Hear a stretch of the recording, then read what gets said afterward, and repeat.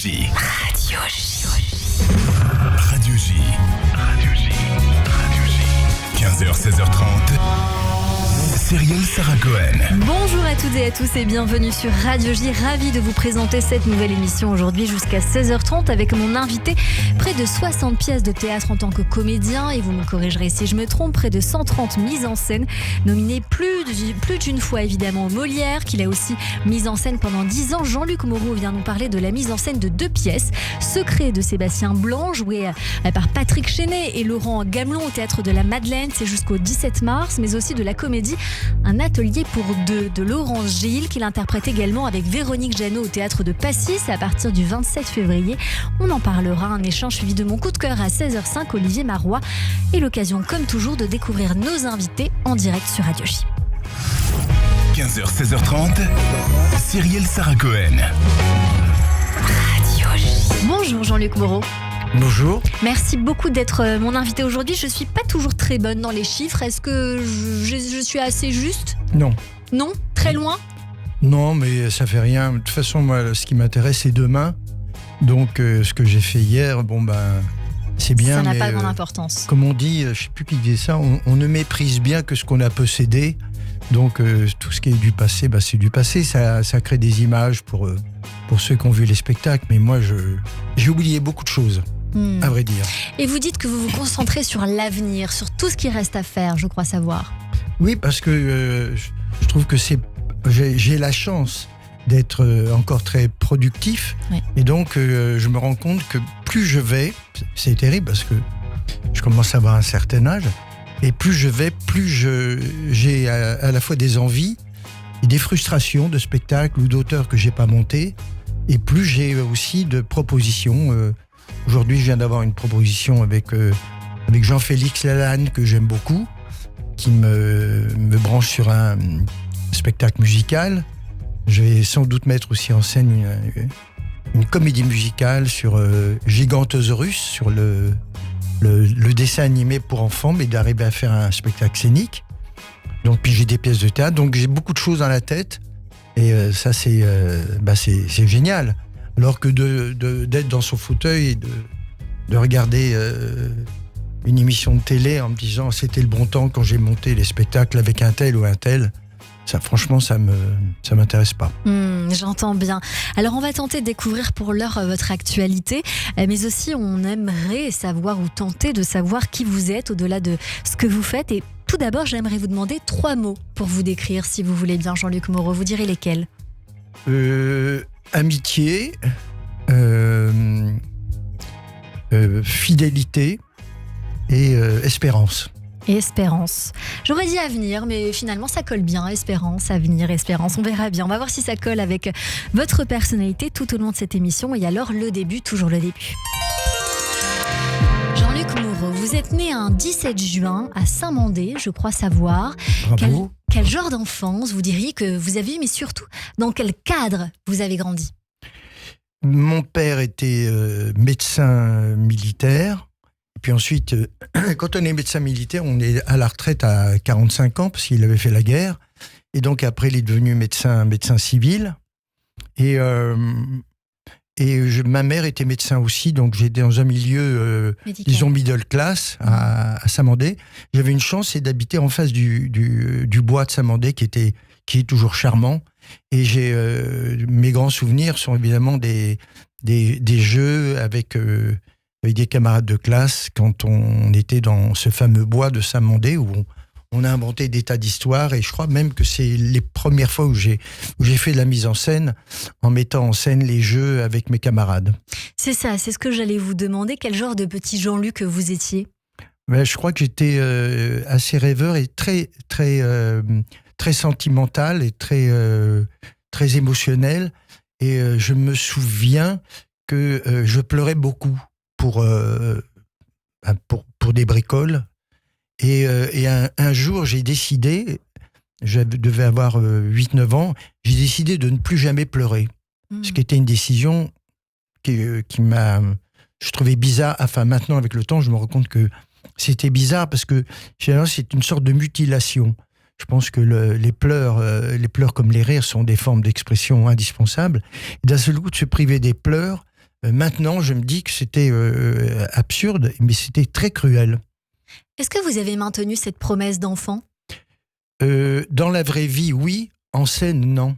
Parce qu'en scène, c'est le moment où on peut être les autres et on peut être les multiples de soi-même. Hein, l'acteur, c'est un peu comme un oignon avec ses différentes couches.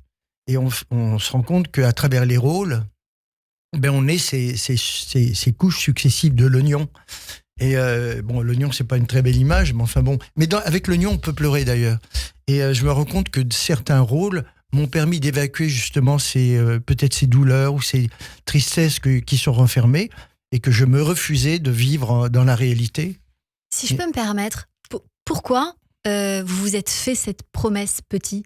Parce que ça m'humiliait de pleurer devant les gens. Mais est-ce qu'il y a eu un élément, un facteur, une situation précise ? Oui, quand j'étais chez les oratoriens à Juilly, je me souviens d'avoir fait une bêtise, je ne sais plus quoi d'ailleurs, Oui, d'accord. et d'être passé en conseil de discipline et là de m'être mis à pleurer alors que j'étais pas vraiment le responsable de ce qui s'était passé. Donc une injustice. Donc j'en ai souffert, voilà. Vous allez faire des études, Jean-Luc Moreau ? Des études ? Oui. J'ai été jusqu'au bac. Et puis j'ai fait une première année de ce qu'on appelait le PCB. C'est une classe qui n'existe plus. Parce que peut-être que j'aurais pu faire médecin. Pourquoi pas ? Mais je me suis rendu compte que la médecine, c'était l'ouverture sur la maladie. Et donc souvent sur des choses qui ne sont pas très agréables à regarder. Je sais pas, quelqu'un vient vous voir, vous êtes derrière votre bureau, dit voilà, regardez, j'ai un cancer il me semble que j'ai un cancer de la peau. Et je vais me mettre tout nu, d'ailleurs, vous allez voir mes fesses, et là, j'ai un chancre. Alors ça me disait rien de voir tout ça. Et donc, je me suis rendu compte que je préférais, encore une fois, être dans la fiction. Et vous mettre tout nu pour des bonnes raisons. Oui, alors là, oui. Ça m'est arrivé, oui. On peut considérer ça. Vous allez faire le Conservatoire national supérieur d'art dramatique. Vous obtenez 2 premiers prix, comédie classique et comédie moderne. D'ailleurs, vous dites que vous avez davantage envie aujourd'hui de mettre en scène ce qui est plus contemporain, je crois savoir. Oui, j'ai remarqué en regardant malheureusement ma carrière, je me suis rendu compte que finalement, j'ai pratiquement fait que des pièces qui étaient des pièces de création. Et pour une raison bien simple, c'est que je trouve qu'il y a moins d'urgence à monter Molière que de monter un auteur qui me parlerait du monde dans lequel nous sommes. Et il y a forcément des autrices, auteurs ou des auteurs qui sont dans leur chambre avec un stylo à la main et qui ont la langue qui tire en écrivant des phrases. Et c'est ces gens-là que j'ai envie de mettre en scène. Et à qui vous avez sans doute aussi envie de donner une chance. Oui, ça fait partie de ma responsabilité. Je pense qu'un metteur en scène n'est pas un artiste. Ça, pour moi, c'est très important. C'est un relais, c'est un passeur entre l'acteur qui, avec les mots qu'on lui prête, va incarner, et puis l'auteur, évidemment, qui est le seigneur pour moi. Mais le metteur en scène, c'est vraiment la personne qui devrait être la plus discrète dans cette affaire. On ne devrait pas savoir comment tout ça s'est fait. Et quand on voit des spectacles où la mise en scène est extraordinairement visuelle, ça me touche moins. Donc vous êtes moins fan d'un Alexis Michalik, par exemple ? Je trouve que c'est un garçon très intelligent, très doué. Je le respecte infiniment. Disons que les recettes qu'il employait pour être connu sont des recettes qui étaient anciennes. Faire des mises en scène avec rapidité, beaucoup de rotation. Beaucoup de rotation, tout en voix, tout ça a déjà existé. Mais bon, on ne fait jamais que aussi reprendre les choses qui ont été positives. Donc c'est très bien. Jean-Luc Moreau, vous allez alors rentrer à la Comédie Française de 69 jusqu'à 72, après avoir interprété plus d'une 25 pièces classiques. Je crois que vous avez un amour certain, mais peut-être que vous allez me corriger au vu de ce que vous venez de me dire pour l'Avare. En tout cas, c'est une des premières pièces que vous avez jouées avant de la mettre en scène à plusieurs reprises par la suite. Moi, j'adore les classiques. Je connais, je pourrais vous réciter l'Avare par cœur, Cyrano de Bergerac, et j'adore le théâtre classique. Le problème, c'est les urgences. moi, j'ai toujours pensé qu'il y avait urgence, encore une fois, à faire du théâtre contemporain. Mais oui, j'adore parce que je trouve ça simple. Autant quand vous êtes dans le théâtre contemporain, vous tombez sur des textes qui ne sont pas forcément des chefs-d'œuvre. Il faut inventer, il faut trouver, il faut travailler avec l'auteur. Alors que si on monte l'avare, c'est comme quand on monte Feydeau. Feydeau a tout dit dans ce qu'on appelle les didascalies, dire les notes d'auteur. Il nous dit ce qu'il faut faire. Alors, c'est que du plaisir et c'est pas du boulot. Jean-Luc Moreau, qu'est-ce que vous avez préféré jouer ? Et j'ai envie de dire, vous avez joué auprès des plus grands comédiens de l'époque, on dit héroïque du français, comme Robert Hirsch, Jacques Charon, Pierre Dux, Robert Manuel. Vous avez aussi servi des auteurs comme Jean Anouilh, Jean-Louis Dabadi, croisé d'autres artistes comme Annie Girardot, Alain Delon, je pourrais en citer énormément, jusqu'à Jamel Debbouze, mise en scène bien d'autres. Y a-t-il une personne qui vous a marqué par son talent ou même fait figure de modèle un peu pour vous ? En tant que comédien, c'est Robert Hirsch qui m'a le plus impressionné. Et en tant que metteur en scène, c'est un acteur qui s'appelle Jean-Paul Roussillon, qui était à la Comédie Française et qui m'a le plus alerté sur les choses importantes quand on fait de la mise en scène, comme par exemple savoir que dans toute pièce, dans toute comédie, il y a un drame. Et que quand on met en scène une comédie, il faut plutôt chercher, quand on est dans le stade du travail, chercher le drame plutôt que de chercher ce qui deviendra la comédie. Elle deviendra la comédie par la lecture du public, mais au moment où on monte l'histoire de, je dis un canevas idiot, mais un monsieur qui rentre chez lui, qui se rend compte que sa femme est au lit avec un autre homme, dans un premier temps, ça peut faire rire. Mais pour les gens qui vivent l'action, c'est un drame épouvantable. Donc, si les comédiens ont à jouer cette petite situation, je leur demanderai de partir sur le drame. Est-ce que vous choisissez les pièces que vous mettez en scène aussi en fonction des acteurs qui jouent dedans ? C'est-à-dire que quand vous rencontrez Alain Delon, par exemple, que donc j'ai mis en scène, il se trouve que c'était une pièce d'Éric Assous, qui est mon acteur, mon auteur fétiche, mon ami, mon frère, et qui malheureusement a disparu. Mais donc c'était une très belle pièce. Mais l'idée de travailler avec Alain Delon, je dois avouer que j'étais intéressé, quoi. Oui, emballé. Du reste, la première fois que je l'ai vu, il s'est approché de moi, il m'a pris dans les bras, il m'a dit « Tu sais que tu vas me mettre en scène ». Et là, j'avais eu envie de lui demander un autographe tout de suite. Vous êtes ce genre d'homme ? Oui. J'ai écrit un livre qui s'appelle « J'y étais ». C'est-à-dire que je raconte moins de choses sur moi que sur que je dirais pas sur les autres, mais sur les moments où j'ai partagé. Avec ces rencontres, vous l'avez sorti il y a 11 ans, c'est un livre où vous parlez de votre itinéraire. 11 ans. Et oui, déjà.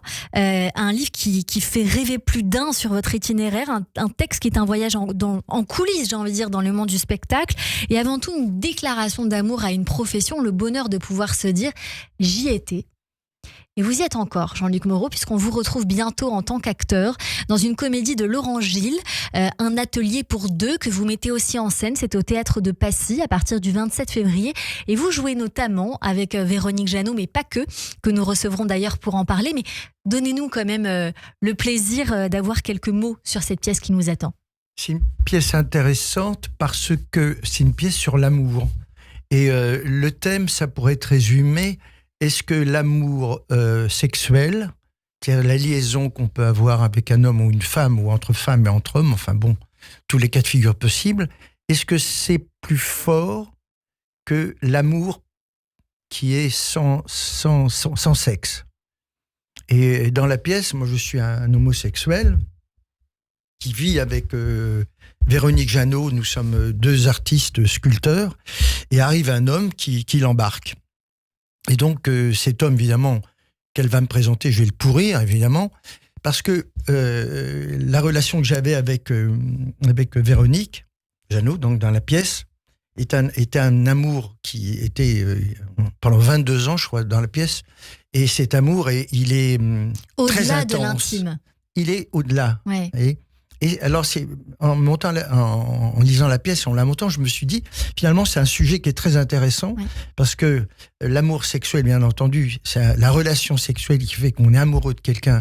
Bien sûr, c'est très puissant. Ça s'évapore.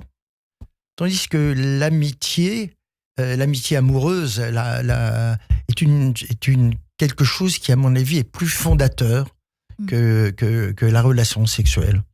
Mais d'ailleurs, on voit ces couples qui sont ensemble depuis tant d'années, ils expliquent que l'amour évolue à un moment donné, enfin très souvent, quand ils restent ensemble, et que même s'il n'y a plus d'intimité, l'amour a changé. Et sans doute, dans cette amitié amoureuse où il y a une autre forme d'amour qui se développe, parfois même plus fort que tout.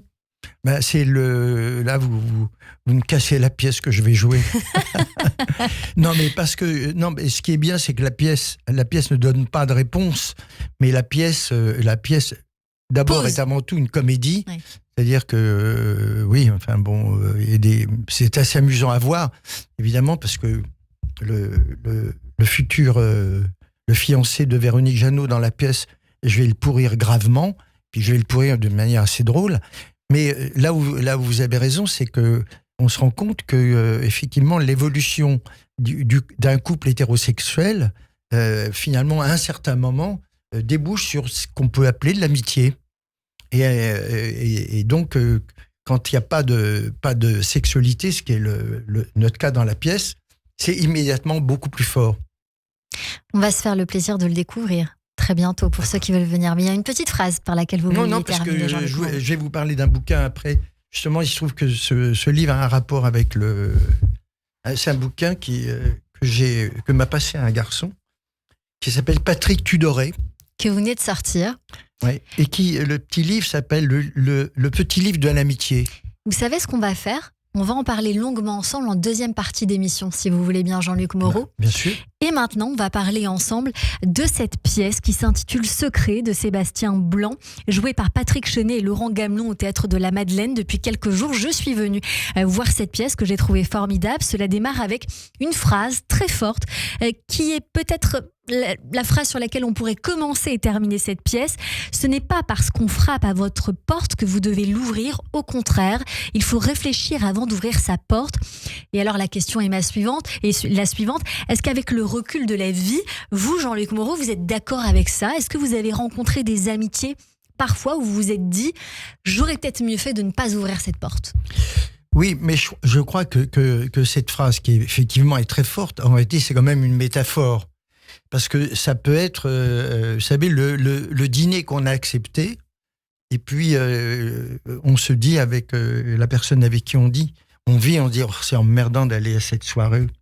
C'est emmerdant. Finalement, on a rendez-vous à 20h et à 19h, la personne qui vous invite vous téléphone en disant je suis désespéré, mais on peut pas, il faut qu'on annule. Et on se dit ah là, ouf, c'est lui qui a annulé, c'est pas moi. Et par rapport à l'idée de la porte qui est fermée ou ouverte, il y a effectivement aussi ce sentiment, est-ce que on a eu raison d'ouvrir la porte ? Parce que la personne qui rentre va entrer pour quelque chose. Dans la pièce, elle entre pour libérer un secret. Et donc, le problème du secret, c'est que c'est une charge, c'est un poids, ça devient une responsabilité. Et donc, à partir de là, peut découler des situations qui, dans la pièce, sont comiques, évidemment, mais qui, dans la vraie vie, peuvent être absolument dramatiques. C'est ça. C'est l'histoire de Fabien, qui ouvre toujours sa porte à ses amis, sauf que là, il regrette légèrement, pour ne pas dire beaucoup. Il est surtout ami avec Jérôme, qui est aussi son beau-frère, et qui a un frère jumeau, Éric, peu scrupuleux, si on peut dire cela comme ça.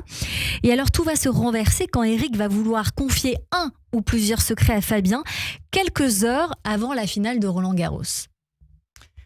Et là, ce que vous omettez de dire, c'est que les deux frères sont deux frères jumeaux et qui sont interprétés par Patrick Chenet, qui joue donc deux rôles avec qui forcément sont deux rôles qui sont un peu composés pour qu'on puisse distinguer les deux frères.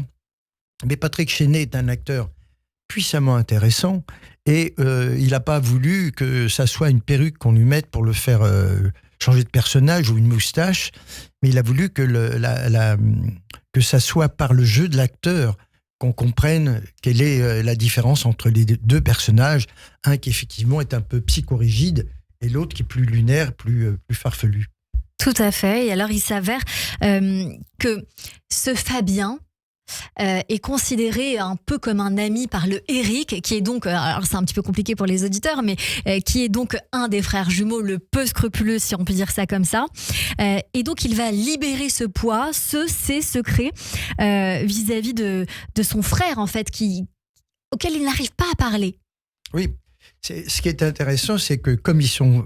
ça, c'est vraiment une force de l'auteur, de Sébastien Blanc, c'est que comme ils sont jumeaux, et que donc ils ont normalement, par la situation de la gémellité, ils ont un amour qui devrait normalement être leur lien. En réalité, ils se détestent. Et le pauvre Laurent Gamelon, il va être le témoin de ces empoignades. Il va être à la fois le témoin de ce que l'un dira de l'autre et lycée de Versailles, comme on dit. Et donc, c'est la force de la pièce, c'est que les deux personnes sont des frères jumeaux. C'est ça qui est plus fort que tout, plus fort que si c'était un couple dont on parlerait, qui viendrait se plaindre et donner des secrets. Là, c'est vraiment resserrer le problème du secret autour de la famille, évidemment, puis encore une fois, de ses jumeaux. Et on rit beaucoup, on rit pas mal. Pourquoi vous avez aimé ce texte précisément ? J'ai monté 3 pièces avec Sébastien Blanc, parce qu'il est co-auteur avec un garçon qui s'appelle Nicolas Poiret, qui est le fils de Jean Poiret. Et donc j'ai monté déjà 2 pièces avec Sébastien. Et il fait partie des auteurs contemporains qui me semble intéressant de défendre la langue, parce qu'il écrit du théâtre. J'insiste sur le fait que c'est du théâtre, c'est-à-dire qu'il y a une écriture derrière. On ne parle pas exactement comme dans la vraie vie. Il y a des recherches littéraires, des images, des métaphores qui sont propres au théâtre. Et en même temps, ça vous paraît être un style direct quand vous l'entendez jouer par les acteurs. Donc c'est la raison de ma passion pour ce jeune auteur de 50 ans. Pour Sébastien Blanc, 2 phrases à retenir. Un proverbe chinois: le secret le mieux gardé est celui qu'on ne dit à personne. Quand une conversation traîne en longueur, il faut savoir faire le mort. Je crois que c'est ça. Vous restez avec nous, on continue cette émission avec vous, Jean-Luc Moreau, pour la mise en scène de la pièce Secret de Sébastien Blanc, jouée par Patrick Chenet et Laurent Gamelon au Théâtre de la Madeleine. C'est jusqu'au 17 mars. Dans un instant, on poursuit également cette émission avec nos chroniqueurs Christophe Barbier et Annabelle Guiraud. Mais tout de suite, le rappel des titres sur Radio J.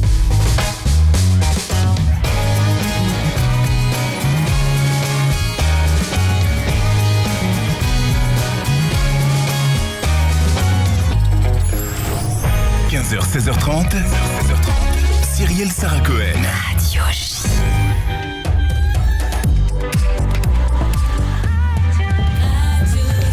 – 15h30 sur Radio J. Bonjour et bienvenue. Tout de suite, le rappel des titres avec Etani Beleïch.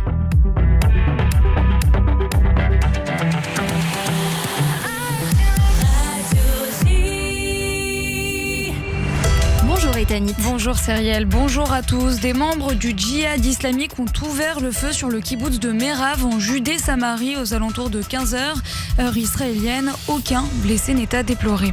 Après la salve de roquettes tirées depuis le Liban contre le nord d'Israël ce matin, salve qui a fait 1 mort et plusieurs blessés à Tzfat, on le rappelle, l'aviation israélienne cible le sud du pays voisin en représailles. Fernando Marman et Louis Har, les otages libérés avant-hier par Tsahal dans le sud de la bande de Gaza à Rafah, ont quitté l'hôpital Sheba de Tel HaShomer.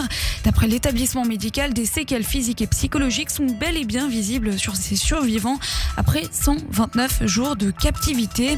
L'Espagne et l'Irlande demandent à la Commission européenne d'enquêter pour savoir si l'État hébreu viole les droits de l'homme à Gaza. L'opération militaire israélienne dans la région de Rafah constitue une menace grave et imminente à laquelle la communauté internationale doit faire face de toute urgence. Déclaration commune des gouvernements espagnols et irlandais. En France, l'ancien président de la République Nicolas Sarkozy a été condamné en appel à 1 an de prison, dont 6 mois ferme dans le procès de Big Malion. Une demande d'aménagement de peine a été faite, mais le juge d'application des peines ne se prononcera que d'ici 30 jours. Enfin, Emmanuel Macron a présidé à midi un hommage national à Robert Badinter sur la place Vendôme à Paris, siège du ministère de la Justice où l'ancien garde des Sceaux porta l'abolition de la peine de mort. Le chef d'État qui a annoncé sa panthéonisation prochaine. Radio J. Et merci beaucoup Ethanit Belaïch. On vous retrouve à 16h pour le journal complet. Tout de suite une courte pause et on poursuit notre émission avec mon invité Jean-Luc Moreau et mes chroniqueurs sur Radio J. Radio J. Radio J. Radio J. Radio J. 15h, 16h30. Cyrielle Sarah Cohen. De retour sur l'antenne de Radio J. Merci de passer votre après-midi avec nous jusqu'à 16h30 avec mon invité aujourd'hui, Jean-Luc Moreau, pour la mise en scène de la pièce Secret de Sébastien Blanc, jouée par Patrick Chenet et Laurent Gamelon au Théâtre de la Madeleine. Et dans cette partie d'émission, Jean-Luc Moreau, on va s'intéresser à toute la culture que vous aimez ou qui pourrait vous plaire. Et tout de suite, avant toute chose, Christophe Barbier nous emmène au théâtre. Et mes acclamations, mon enthousiasme, viva notre bienfaiteur. Olé, olé, Au théâtre. Bonjour Christophe. Jusqu'à dimanche, chère Cyrielle, je joue, vous le savez, parce que vous avez eu la gentillesse d'en parler, Mademoiselle Chanel en hiver, avec Caroline Siol au Théâtre de Passy. Et qui nous succède dès la semaine prochaine à 19h ? Eh bien, Jean-Luc Moreau, avec Véronique Jeannot, dans Un atelier pour deux. Promis, Jean-Luc, je laisse la loge très propre et bien rangée. Attention tout de même à l'escalier un peu raide qui descend aux toilettes. Quand on rencontre Jean-Luc Moreau, comme vous en avez la chance, chère Cyrielle, aujourd'hui, eh bien plusieurs questions viennent à l'esprit. La première est complètement superfétatoire.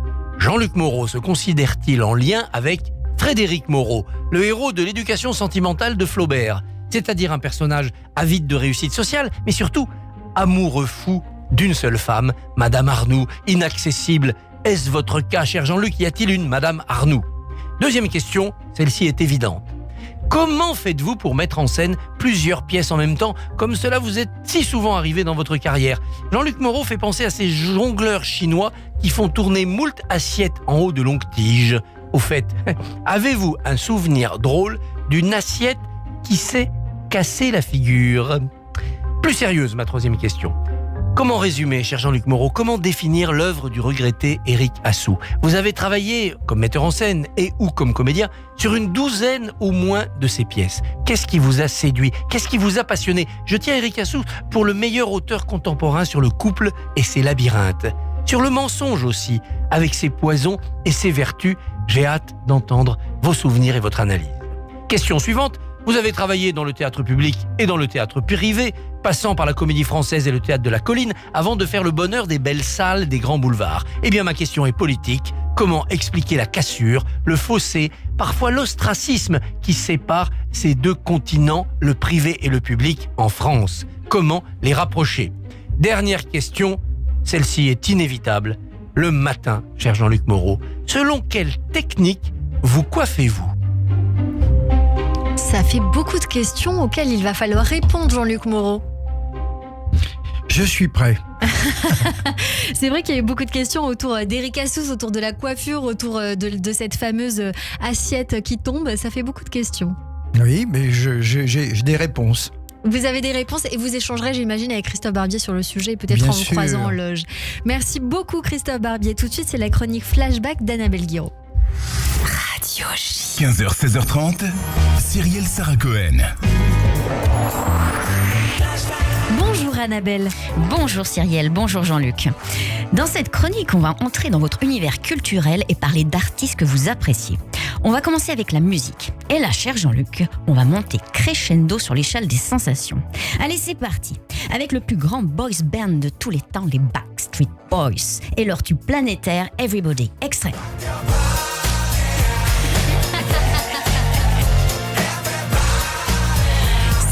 C'est étonnant ce choix, Jean-Luc Moreau.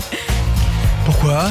Bah écoutez, moi j'ai adoré ce boys band, mais je ne l'écoute plus du tout, par exemple. Oui, mais alors je vais vous faire une confidence depuis quelques années maintenant, donc c'est quelque chose de très sérieux.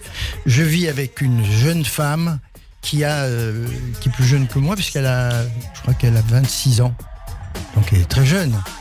Et on s'entend bien, on est très amoureux, et donc je l'ai rencontrée quand elle avait 20 ans. Donc, ça fait 6 ans qu'on vit ensemble. Évidemment, je suis confronté aussi à ce qu'elle aime. Et donc, ça, c'est très bien. Alors, il n'y a pas de raison que je ne danse pas avec elle sur ce morceau. Et vous avez bien raison. Et alors, ce morceau, on va le faire redécouvrir certainement à nos auditeurs avec vous, Annabelle. Oui, nous sommes en 1997, année de sortie d'Everybody. Les interprètes, 5 jeunes hommes de Floride, dans le vent et représentatifs de la tendance du moment aux États-Unis. Ils vont former le groupe Backstreet Boys, nom inspiré du marché aux puces d'Orlando, Backstreet, où se réunissent les jeunes boys. Everybody, c'est une chanson qui aborde le thème de l'acceptation de soi, d'être fidèle à soi-même, à se libérer des attentes de la société. Et dans leur clip, le groupe américain parodie le clip de Thriller de Michael Jackson.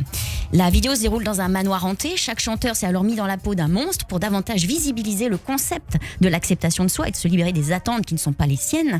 Eh bien, jackpot, plus de 500 millions de vues sur YouTube à ce jour. Et dire que la maison de 10 des Backstreet Boys n'était pas convaincue par le clip. Heureusement que le groupe est allé au bout de ses envies. Comme quoi, faut toujours faire confiance à son instinct. Une chanson qui vous incarne, cher Jean-Luc, je me trompe ? Côté sincérité, la franchise. C'est-à-dire que c'est un joli sujet. On peut pas. C'est rare même que les chansons abordent des sujets aussi profonds. Et en ce sens-là, ça m'a plu et ça me plaît encore de danser sur un sujet grave. Et on va aller sur un autre sujet, peut-être dans la tendance du jour, j'ai envie de dire. On monte sur l'échelle des sentiments avec My Love. Oui, My Love, une chanson d'amour écrite par Paul McCartney au début de sa relation avec sa femme Linda. Pour illustrer cette Saint-Valentin 2024, je vous propose de se laisser porter quelques instants avec My Love, interprété par le groupe Paul McCartney et Wings.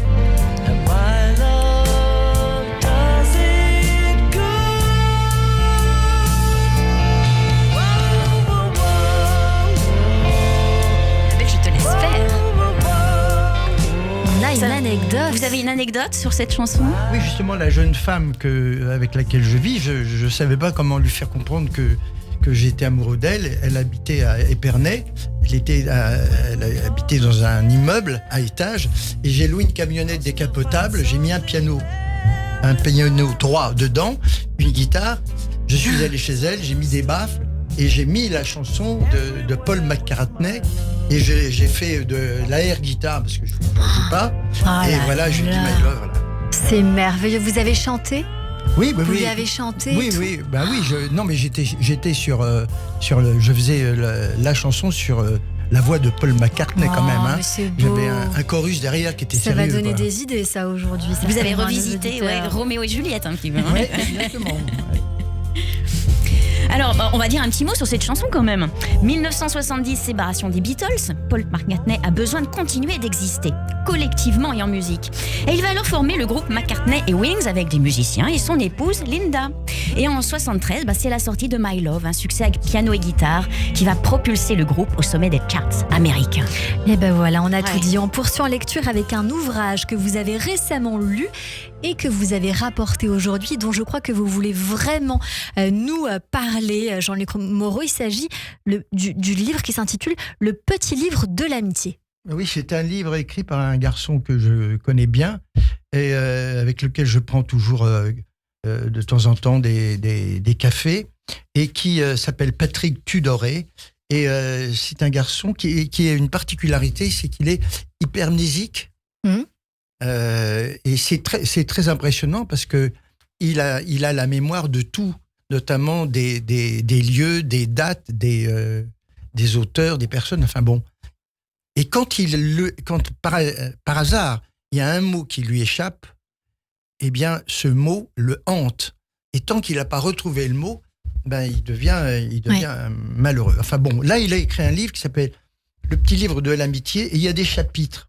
Dans ces chapitres, je trouve que c'est très intéressant parce que il y a par exemple un chapitre sur la rupture, un chapitre sur la gratitude, sur la bénévolence, sur Oui, sur la bénévolence, sur les intérêts de l'amitié. Et alors, quand on le lit, on a l'impression de lire un peu une Bible. Une Bible, d'abord parce qu'il y a énormément de connaissances et de richesses culturelles, mais c'est une Bible parce que c'est quelque chose c'est un mot dont on se sert, mais à mon avis, dont on ne se rend pas compte du pouvoir de l'amitié. Est-ce que ce livre, alors on va le développer avec Annabelle dans un instant, mais est-ce que ce livre, puisque la question me vient, vous a inspiré pour la mise en scène de la comédie Un atelier pour deux ? Oui, je dirais que oui, puisque dans Un atelier pour deux, je suis avec Véronique Jeannot, nous vivons en amitié justement. Et c'est vrai, vous avez tout à fait raison. Il m'est arrivé de me rendre compte que des choses que je demandais à Véronique en scène correspondaient à des choses que le livre de Patrick Tudoré m'avait appris, et notamment sur le fait que l'amitié peut permettre à l'autre, donc à la personne dont on est ami, d'être perfectionné,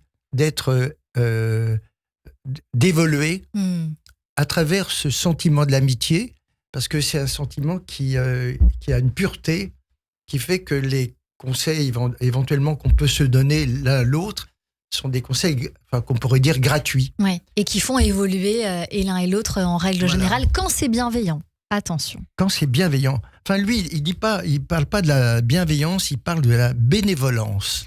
Ah, ça c'est joli. Qui est un terme qui englobe la bienveillance. Alors c'est un livre qui n'est pas très épais, 120 pages je crois savoir, Nabil. Exactement. Et l'auteur nous explique ce que l'amitié en quelques centaines de pages, voilà.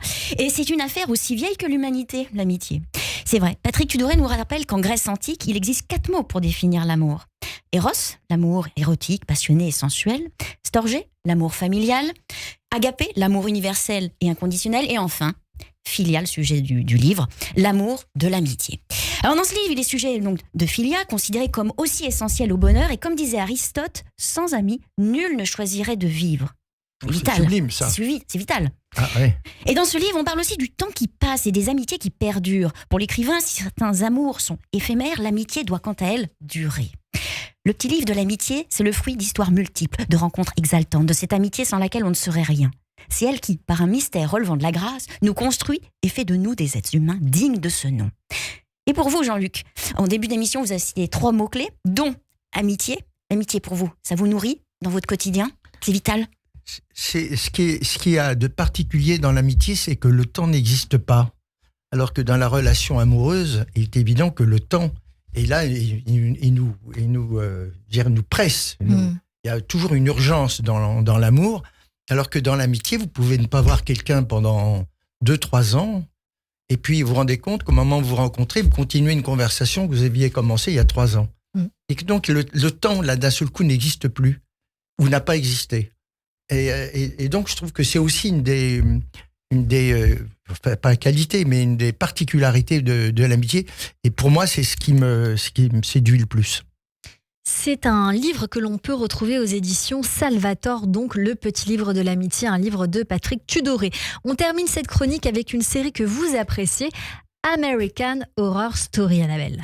Oui, American Horror Story, en français Histoire d'horreur américaine, est une anthologie télévisée venue des USA et diffusée depuis 2011. C'est une série qui nous embarque dans des récits à la fois poignants et cauchemardesques, mêlant la peur, le gore et le politiquement correct. De quoi vous confronter à vos plus grandes frayeurs. Je vous propose d'écouter un extrait de la bande-annonce pour entrer dans l'ambiance mystérieuse et inquiétante d'American Horror Story. Extrait, s'il vous plaît.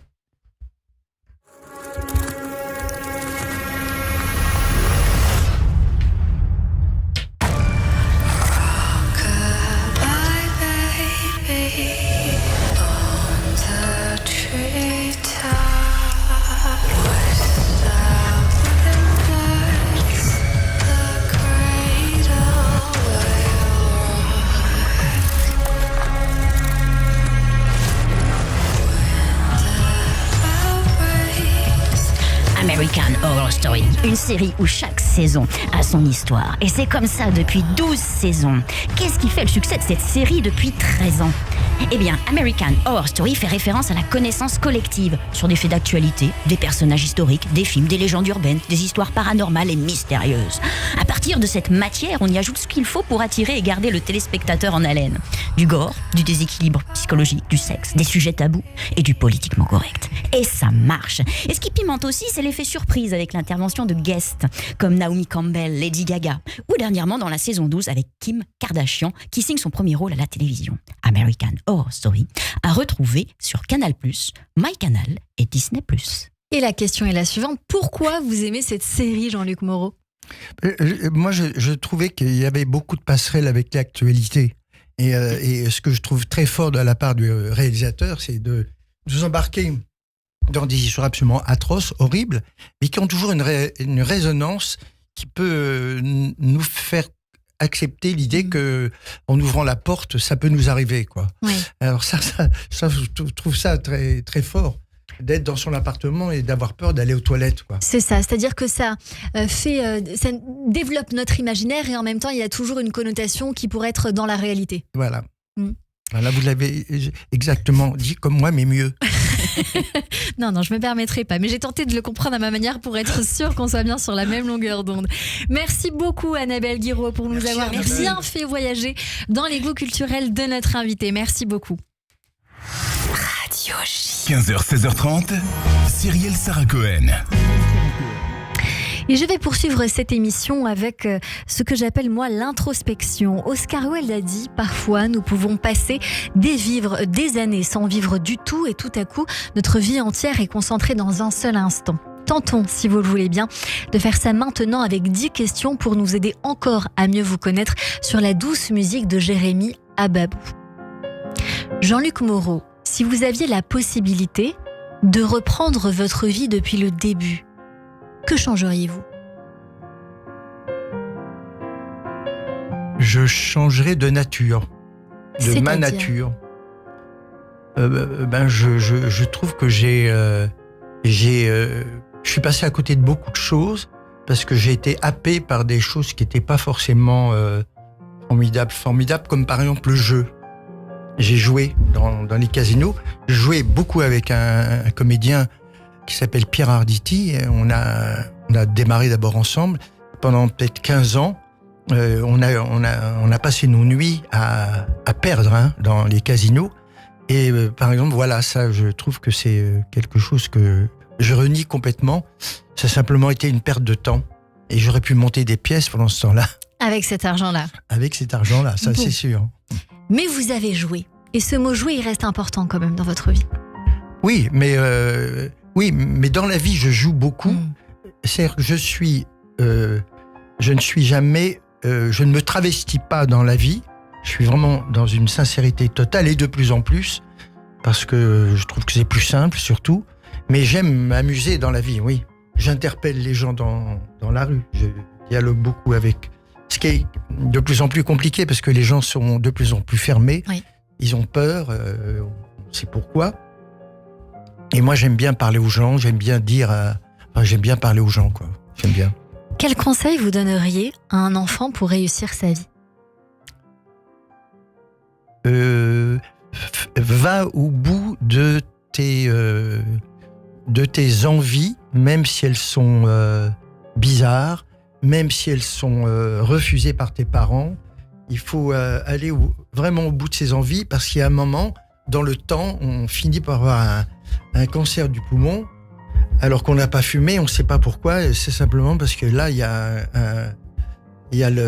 quelque chose que vous n'avez pas vécu qui fait que vous avez développé un cancer. Qui nous Et donc, empêche. il faut vraiment, même si les passions que vous avez ne réussissent pas, il faut tenter de les vivre, voilà. Quel a été le plus bel âge de votre vie, ou quel est, et pourquoi ? C'est maintenant. Ben oui, c'est maintenant parce que je suis de plus en plus serein. Je suis très difficilement à mettre en colère. J'ai forcément des idées, comme tout le monde, des points de vue, comme on dit, mais je laisse beaucoup de place aux autres. De plus en plus, j'aime entendre les autres s'exprimer. Et je crois que ça vient des rôles que j'ai joués Parce que quand au théâtre, il y a une chose qui est formidable, c'est qu'on épouse la sensibilité des rôles qu'on interprète. Ce qui fait que moi, j'ai été tueur déjà. J'ai été plusieurs fois homosexuel. Je suis mort plusieurs fois. J'ai été Puck. J'ai marché dans l'espace. Et je l'ai vécu, ça. Et donc, tous ces personnages qui sont en moi font que j'ai maintenant un regard sur le monde qui est extraordinairement tolérant. C'est très beau ce que vous dites.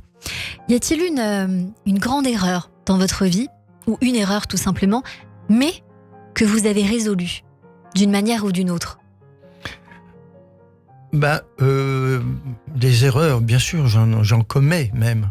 Et j'en ai commises, bien sûr, mais à trouver des solutions, pas forcément. Je crois pour ma part, je reste plutôt hanté par mes erreurs plutôt que d'être satisfait d'avoir résolu des problèmes. Je crois pas je crois que c'est très difficile de rattraper une erreur. Qu'est-ce que vous aimeriez faire, Jean-Luc Moreau, mais que vous ne faites pas? Monter Tchekhov, monter quelques grands classiques, justement, on en parlait tout à l'heure. J'aimerais bien. J'ai pas tellement le goût du voyage. J'ai l'impression que je me promène énormément à travers les textes, et je me rends compte que je déteste la vacance, ce qu'on appelle la vacance au sens de vacaré, d'être oisif. J'ai toujours l'obsession de pas perdre de temps et d'avoir un livre à lire, un morceau à écouter, enfin quelque chose à faire.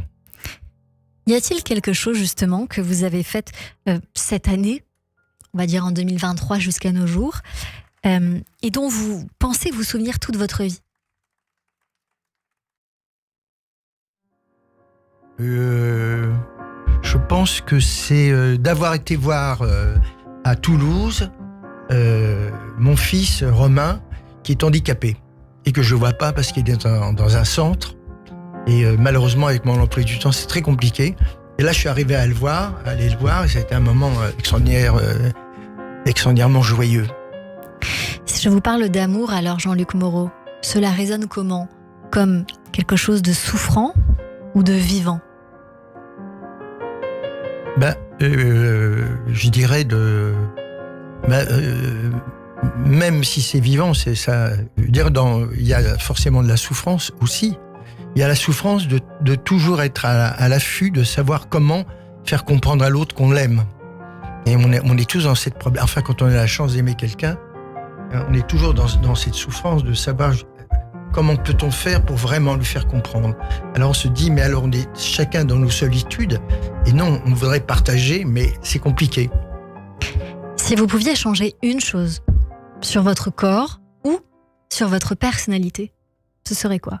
Alors sur mon corps, je ne changerais rien parce que je me trouve beau et absolument délicieusement charmant. Donc là non. Et alors sur ma personnalité, oui, j'aurais voulu être plus agressif, plus agressif que je le suis. Je me rends compte que c'est-à-dire que pour réussir dans notre société, il faut être très très violent et agressif. Et j'admire.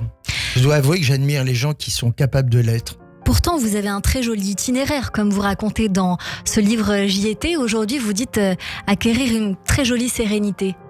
C'est un beau parcours, tout en sérénité. Oui, c'est-à-dire que je constate que je suis devenu quelqu'un de serein, mais quand je vois autour de moi ce qui se passe, je parle du métier artistique, hein. Je parle pas de la société où la notion d'agressivité ne serait pas le bon mot. Mais à l'intérieur de mon métier, je me rends compte que des gens autour de moi ont des forces agressives qui leur permettent de réussir. Mieux réussir? Pas mieux réussir, mais réussir des choses où moi, ça me prendra du temps. Voilà. Comme j'aime pas la compromission en plus, je me rends compte que c'est plus difficile pour moi. Une autre question, Jean-Luc Moreau. Si vous étiez président de la République, quelle serait votre première mesure? Modifier le système de circulation dans Paris. Ça, c'est bien dit. Pour terminer... Je vais vous dire pourquoi. C'est parce qu'on a constaté une chose, qu'avec les décisions pas forcément de la maire de Paris, mais enfin du staff qui l'entoure, on a remarqué qu'il y avait eu une chute de Au théâtre. 30% des gens au théâtre, Ouais. parce qu'ils ne peuvent pas se garer, ils ne peuvent pas venir à Paris. Les gens de la proche banlieue ou de la Grande Couronne ne viennent pas. C'est donc, culturellement, c'est un attentat là, pour le coup.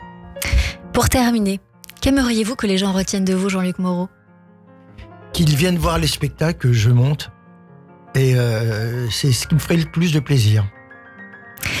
Et on terminera sur ça. Je rappelle que vous pouvez retrouver cette séquence en podcast sur le YouTube de Radio J, radioj.fr et sur toutes les plateformes d'écoute de l'émission. Radio J. 15h, 16h30, Cyrielle Sarah Cohen. Et oui, parce que c'est aujourd'hui la Saint-Valentin. Et bien, pour la fête des amoureux, considérée par certains, on va écouter My Love de Paul McCartney dans un instant. Notre coup de cœur du jour, notre experte Véronique Zana pour le portrait. Mais tout de suite, une pause musicale et puis c'est le journal de l'information. Restez avec nous sur Radio J.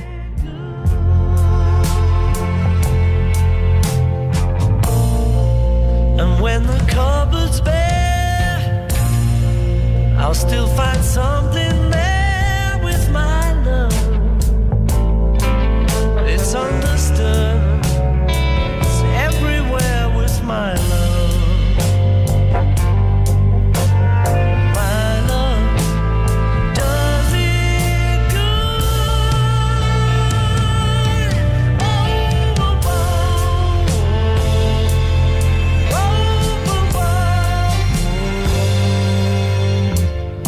My love does it good. Oh, I love. Oh, my love. Only my love holds the other key to me. Oh, my love. Oh, my love. Only my love does it good to me.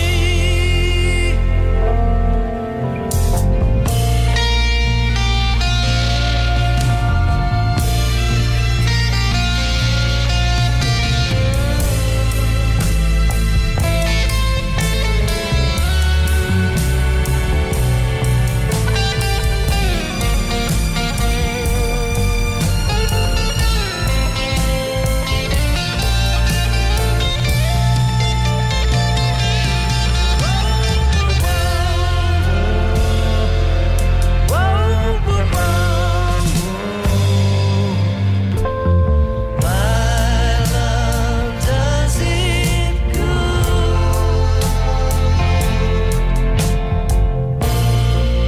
Don't ever ask me why. I never say goodbye to my love. It's understood. It's everywhere with my love. My love does it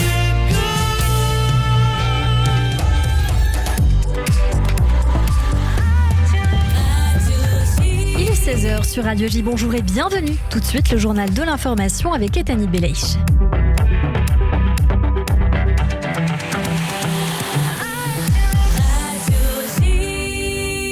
Bonjour Ethanit. Bonjour Cyrielle, bonjour à tous. On ouvre ce journal avec l'hommage national à Robert Badinter qui s'est tenu en début d'après-midi. Place Vendôme, le chef de l'État Emmanuel Macron a présidé la cérémonie dans la cour du ministère de la Justice, rendant hommage à un sage, une conscience républicaine derrière l'abolition de la peine de mort en France. Robert Badinter qui est mort, on le rappelle, la semaine dernière à l'âge de 95 ans. On écoute Emmanuel Macron. Les morts étaient sa conscience. Mémoire d'outre-tombe, dont il redoutait le jugement. À la barre, lui qui aimait et écrivait le théâtre ne jouait pas un rôle. Il était une âme qui crie, une force qui vit et arrache la vie aux mains de la mort. Si vous tuez Patrick Henry, lança-t-il au juré dont il cherchait le regard, alors votre justice est injuste. Le combat contre la mort devint sa raison d'être. Après Patrick Henry, Robert Badinter sauva la tête de 5 autres condamnés. Emmanuel Macron, le président de la République, tout à l'heure au ministère de la Justice. Le président qui a annoncé l'entrée prochaine au Panthéon de Robert Badinter. Retour à l'actualité en Israël où des tirs de roquettes ont fait 1 mort et 8 blessés ce matin. Une femme a été tuée et une personne grièvement blessée lors de cette salve de 8 roquettes tirées depuis le Liban en direction de la ville de Tzfat. L'armée israélienne a également indiqué que l'un des missiles visait une de ses bases dans la région. Le ministre du cabinet de guerre, Benny Gantz, accuse le gouvernement libanais d'avoir sa part de responsabilité dans l'attaque. L'aviation israélienne a par conséquent frappé le sud du pays voisin en représailles, notamment des cibles du Hezbollah. En Judée-Samarie, des terroristes du djihad islamique ont ouvert le feu sur le kibboutz de Merav aux alentours de 15h, heure israélienne. Aucun blessé n'est à déplorer, mais une maison pourrait avoir été touchée par des balles, selon le dernier rapport de l'armée israélienne qui est sur place.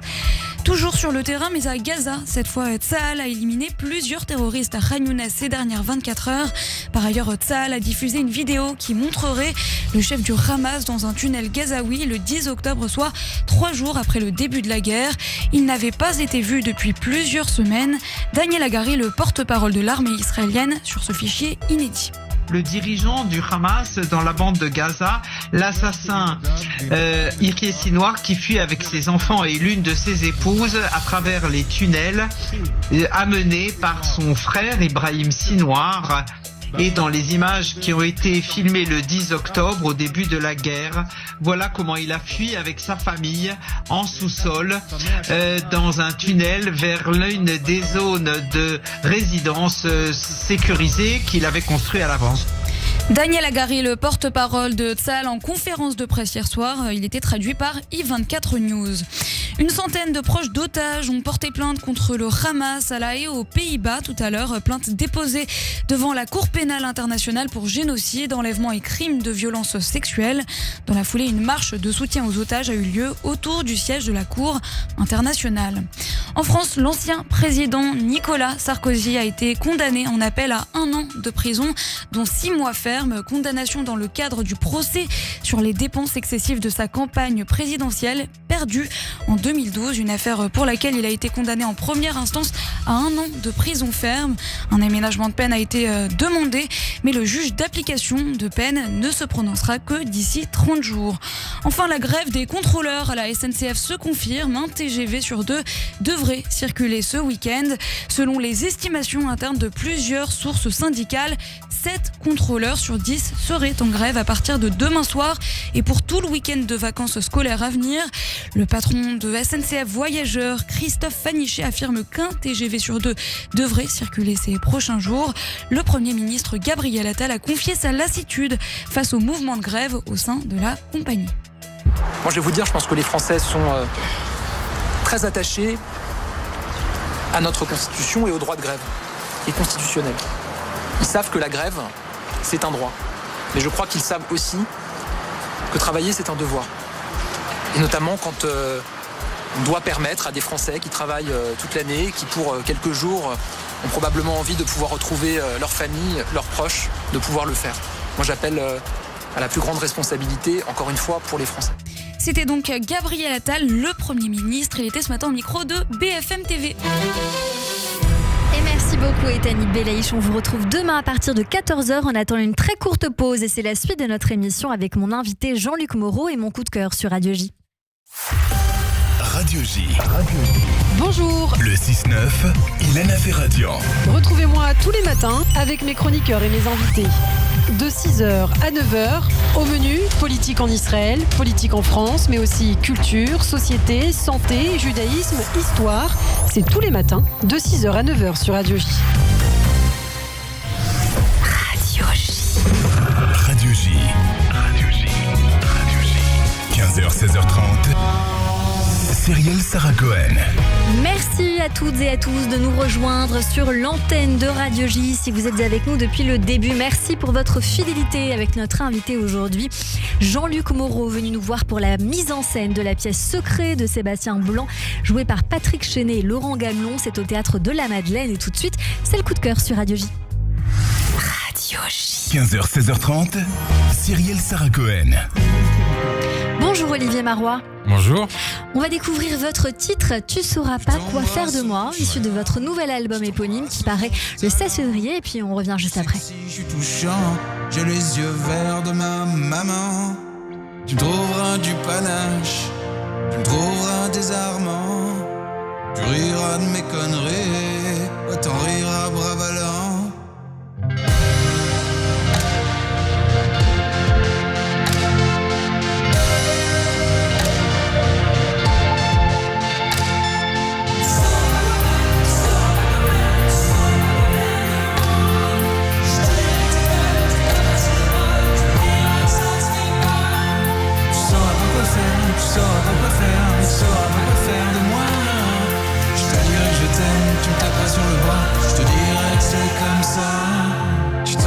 Sous mon charme, tu me trouveras pas pratique, mais ce sera déjà trop tard, ce sera déjà de la quantique. On se fera rire tout seul, sera perdu pour la science. Tu me connaîtras par cœur, t'auras même un peu d'avance.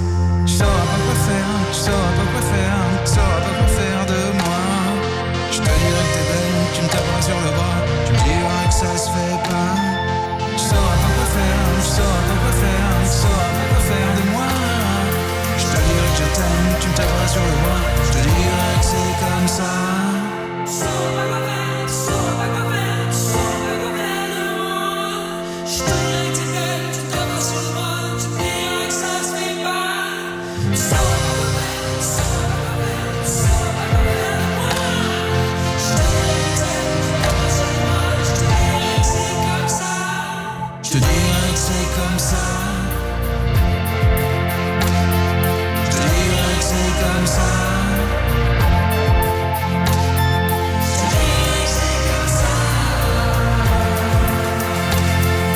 dirai que c'est comme ça. Tu sauras pas quoi faire, tu sauras pas quoi faire, tu sauras pas quoi faire de moi.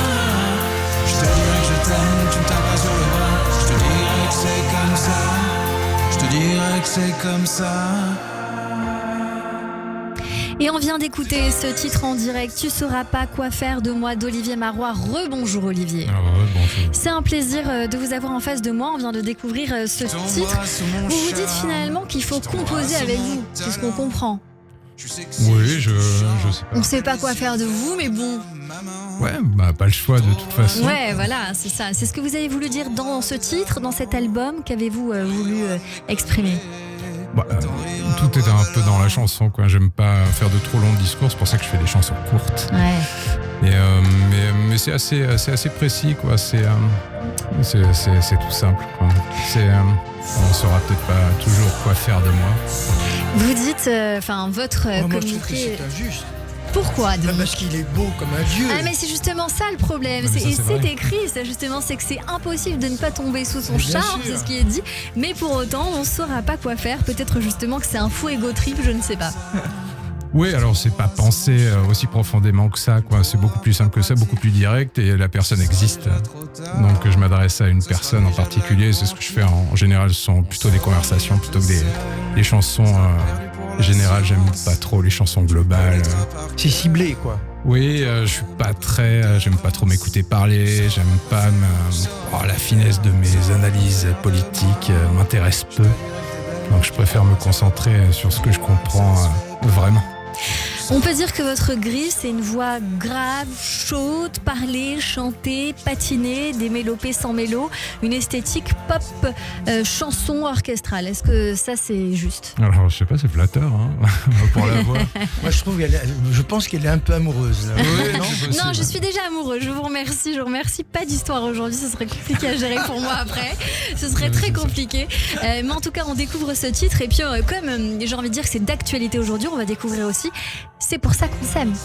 C'est pour qu'on s'aime. C'est pour qu'on s'aime. On y va. T'écouteras pas les chansons, ni les foutaises dans l'air du temps, ni les aternoiements d'un vieux con. Tu ris, tu pleures, moi c'est pas la question. Et si y'a rien d'éternel, c'est pas pour compter les saisons, c'est pour qu'on s'aime, on s'aime, on s'aime, on s'aime. C'est pour qu'on s'aime, on s'aime, on s'aime.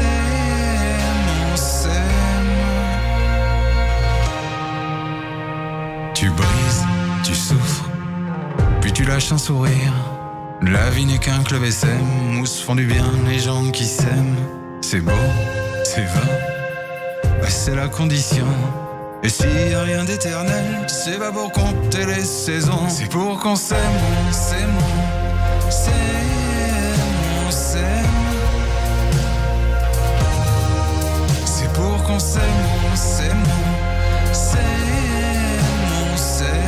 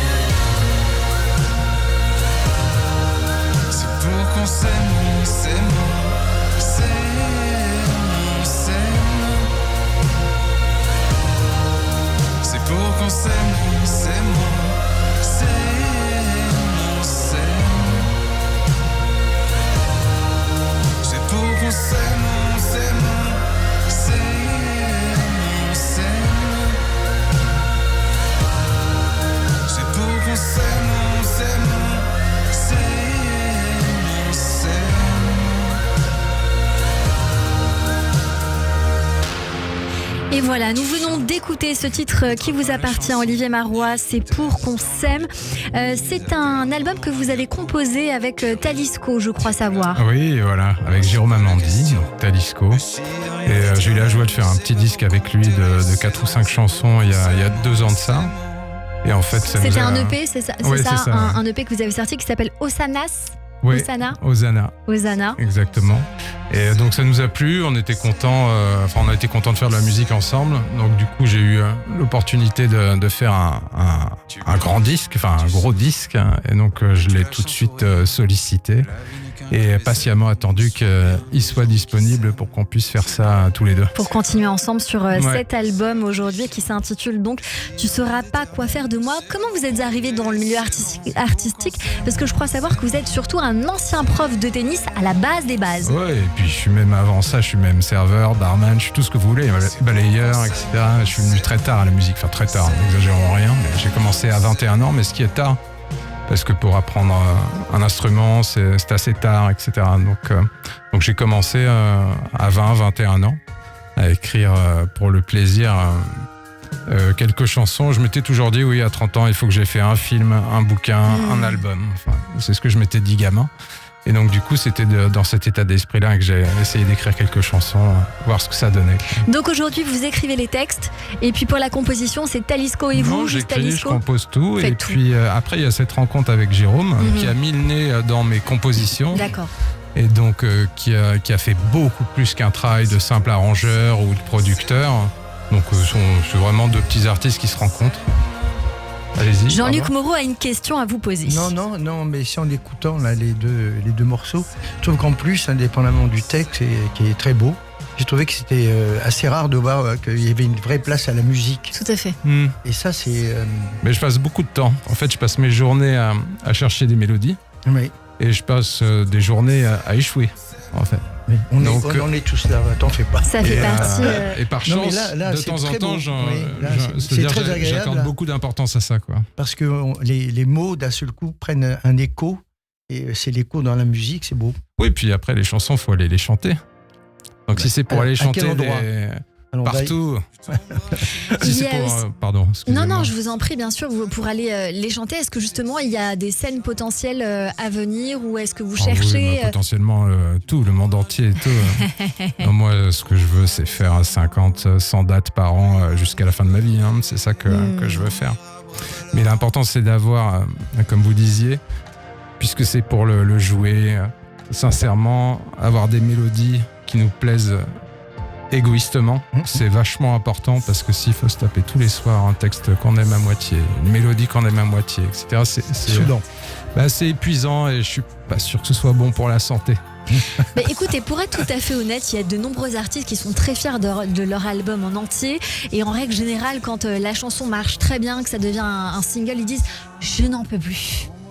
Toujours les artistes disent « je l'ai tellement écouté, je l'ai tellement produit, je l'ai tellement mixé qu'au bout d'un moment, ce single-là, j'en peux plus », en règle générale. Moi, j'ai pas du tout ce problème-là. À partir du moment où je vais chanter une chanson sur scène ou que je vais me présenter à vous ici, moi, la chanson, c'est qu'elle me plaît à moi égoïstement. J'espère qu'elle va vous plaire à vous et à suffisamment de personnes pour que je puisse faire ça jusqu'à la fin des temps.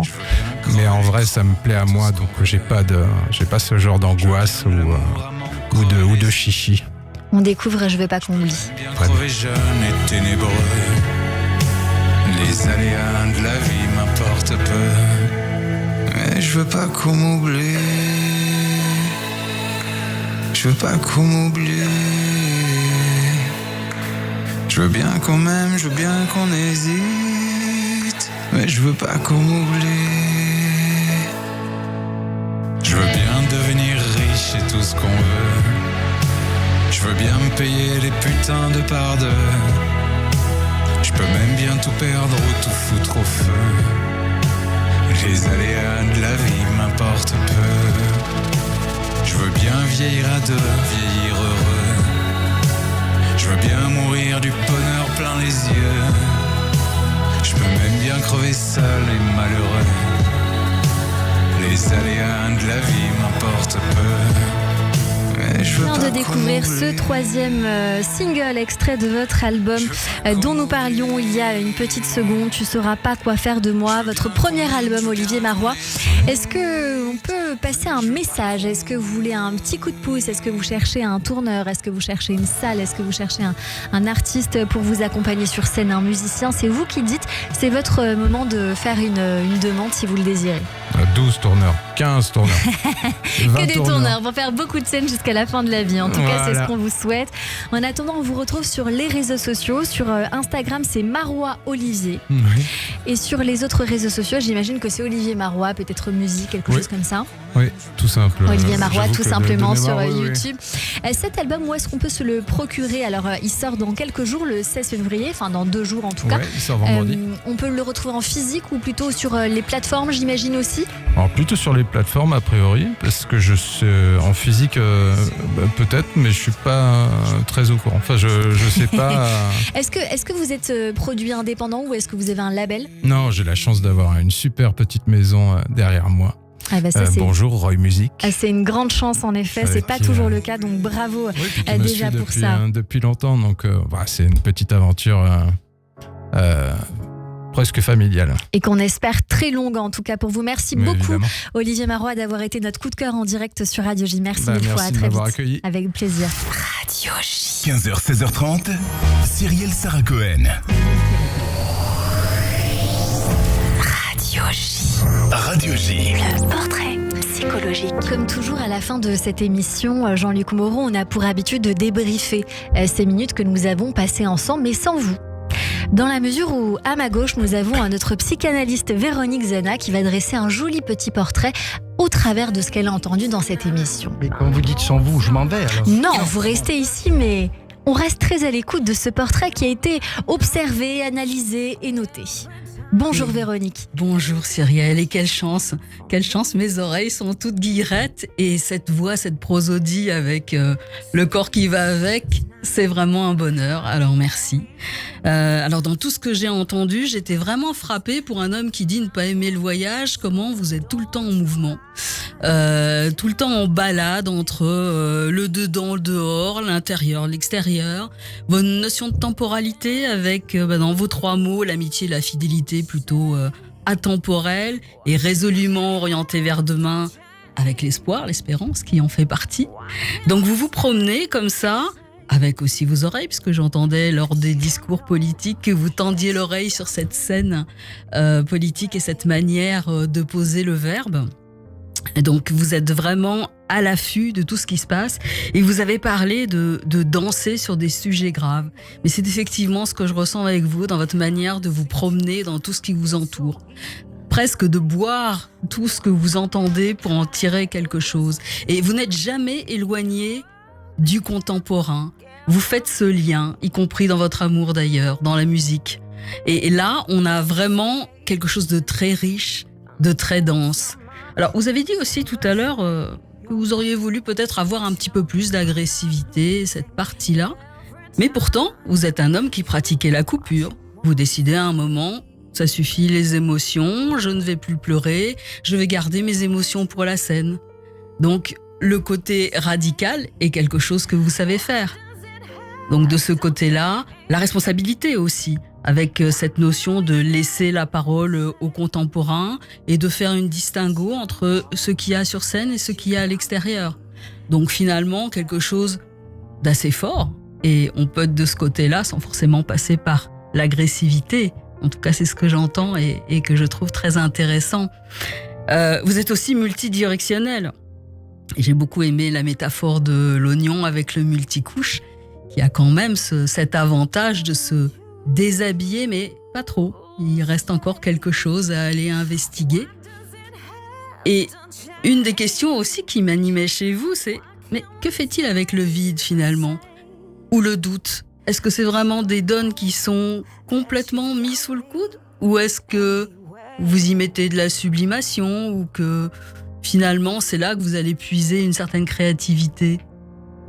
C'est une question que vous me posez ? Oui.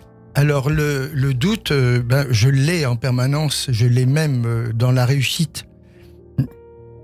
Car il m'est arrivé, grâce à Dieu, d'avoir des réussites. Ouais. Et ces réussites ne me comblent pas. En réalité, j'ai toujours le sentiment que c'est pas la perfection, mais qu'il y avait encore mieux à faire. Et donc, je suis toujours dans le doute. Mais le doute, j'aime bien le partager, notamment avec les auteurs que je monte. J'aime qu'ils soient présents aux répétitions, qu'ils soient le plus présents pour que je les trahisse le moins possible et que j'arrive dans les mises en scène ou quand je joue la comédie, dans le jeu, d'être au plus proche de ce qu'ils ont rêvé. C'est ça, il y a cette notion de la vérité qui vous anime aussi dans la manière de mettre en scène la générosité avec l'autre. Alors l'autre, il est tout le temps présent. Vous êtes extrêmement attentif et vous en faites quelque chose. Et c'est amusant, quand je vous parle du doute, en fait, vous arrivez avec l'insatisfaction. Et puis c'est merveilleux, l'insatisfaction, parce que c'est le point du désir. C'est ce qui relance la musique. Exactement. Donc, parce que finalement, quand on est satisfait, on se retrouve avec votre métaphore de rester chez soi dans le fauteuil devant la télé. Oui, puis j'aimais bien cette phrase de dire on ne méprise bien que ce qu'on a possédé. C'est pas pour les êtres, mais c'est pour les distinctions, les choses comme ça même, les choses qu'on a réussies.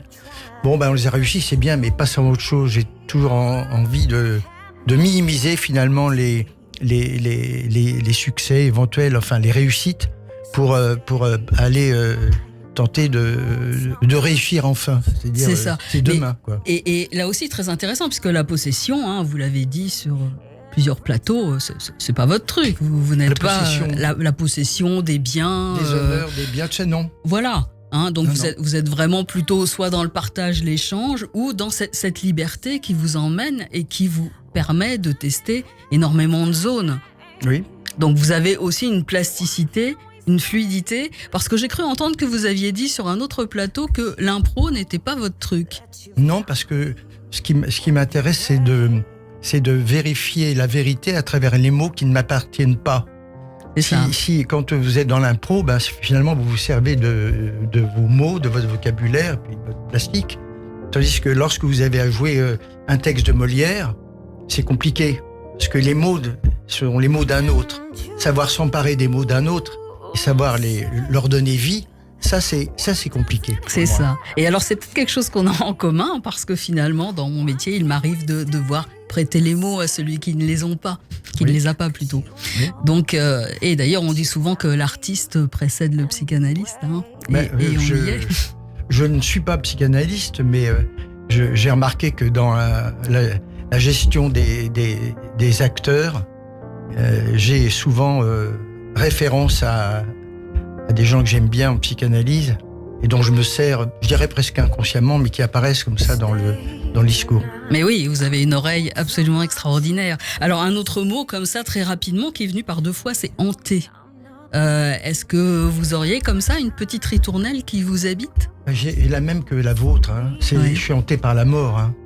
C'est ça. hein, mais là, on en est tous là. Simplement, il y a des gens qui le gèrent mieux que d'autres. Il y a des gens qui se lèvent le matin, dont je fais partie, en disant tiens, un jour de moins. Et ça, j'ai eu ça. Mon père, qui était médecin et psychiatre, m'avait soigné très tôt, parce que j'étais très tôt hanté par la mort. Je devais avoir 6-7 ans, où j'ai commencé à craindre la mort. Et on la craint tous, mais moi, peut-être plus que d'autres. En voilà un beau point d'appui. Merci beaucoup Véronique Zana, notre psychanalyste aujourd'hui sur Radio J. C'était un plaisir de vous revoir. On se revoit très vite sur l'antenne. Merci. Merci. Radio J. 15h, 16h30, Cyrielle Sarah Cohen. C'est la fin de cette émission en musique, évidemment. Jean-Luc Moreau avec vous. Vous êtes venu nous voir pour 2 choses. La mise en scène de la pièce Secret de Sébastien Blanc, jouée par Patrick Chenet et Laurent Gamelon au Théâtre de la Madeleine. C'est jusqu'au 17 mars, du mercredi au samedi à 21h, le samedi à 16h, le dimanche à 15h30 et bientôt. Et surtout, pour le plaisir de cette émission, c'est de vous avoir tous rencontrés. C'était super comme moment. C'était un plaisir tout à fait partagé, Jean-Luc Moreau. Et puis je rappelle la comédie à venir, un atelier pour 2 de Laurence Gilles, que vous interprétez également avec Véronique Jeannot au Théâtre de Passy à partir du 27 février. Merci beaucoup pour cet échange. Merci à l'artiste Olivier Marois d'avoir été mon coup de cœur sur Radio J, à la réalisation audio et vidéo Benjamin Arnaud et Philippe Sinclair derrière les manettes. Merci à toutes et à tous de nous avoir suivis. Évidemment, on se donne rendez-vous demain dès 15h avec Alexandre Pell pour la pièce Le plus heureux des 3 au Théâtre Edgar. À demain. Belle journée à tous sur Radio J.